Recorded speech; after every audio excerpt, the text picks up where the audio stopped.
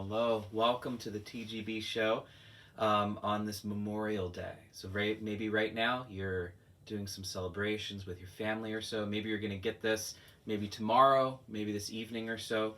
But I felt like this would be a really good time to give you a twofer, to give you a very important poem written by a first lieutenant who fought um, in the First World War, and then to give you a special surprise afterwards as well. Not necessarily a poem, but a great speech that I think is so important on this day to remember those who died in defense of our country. So it's an opportunity to pray for the souls of the faithful departed. This first poem is called In Flanders Fields, and this is by John McCrae, who was a first lieutenant who fought in this area of Flanders and in Belgium during the First World War, that horrible war of trench warfare, and many people died in this particular area.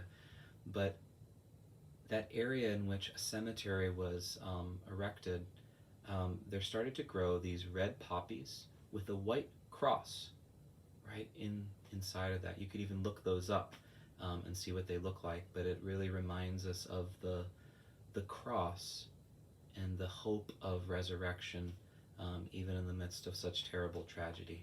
So I'm going to read that right now, and then the surprise afterwards. In Flanders fields the poppies blow, beneath the crosses row on row that mark our place. And in the sky the larks still bravely singing fly, scarce a herd amid the guns below. We are the dead. Short days ago we lived, felt dawn, saw sunset glow, loved and were loved, and now we lie in Flanders fields. Take up our quarrel with the foe. To you from failing hands we throw the torch. Be yours to hold it high. If ye break faith with us who die, we shall not sleep, though poppies grow in Flanders fields. May it be a reminder to pray for those who gave so much for each of us. May we never take it for granted. And now here's a little special surprise. This is not a poem, but it is considered one of the greatest speeches by a president of the United States. This is the Gettysburg Address, given on November 19th, 1863, on the battlefield near Gettysburg, Pennsylvania. Let this remind us of who we are as a country and rediscover some of those values. 77 years ago, our fathers brought forth on this continent a new nation, conceived in liberty, and dedicated to the proposition that all men are created equal. Now we are engaged in a great civil war, testing whether that nation or any nation so conceived and so dedicated can long endure. We are met on a great battlefield of that war.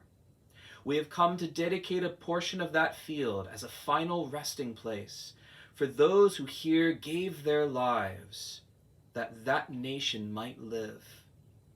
It is altogether fitting and proper that we should do this. But in a larger sense, we cannot dedicate, we cannot consecrate, we cannot hallow this ground. The brave men, living and dead, who struggled here have consecrated it far above our poor power to add or detract.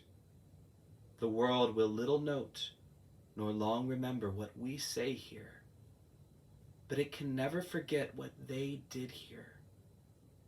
It is for us, the living, rather to be dedicated here to the unfinished work which they who fought here have thus far so nobly advanced. It is rather for us to be here dedicated to the great task remaining before us, that from these honored dead we take increased devotion to that cause for which they here gave the last full measure of devotion, that we here highly resolve that these dead shall not have died in vain, that this nation, under God, shall have a new birth of freedom, and that the government of the people, by the people, for the people, shall not perish from the earth. God bless you, and may the souls of the faithful departed, through the mercy of God, rest in peace. Amen. Happy Memorial Day. See you tomorrow.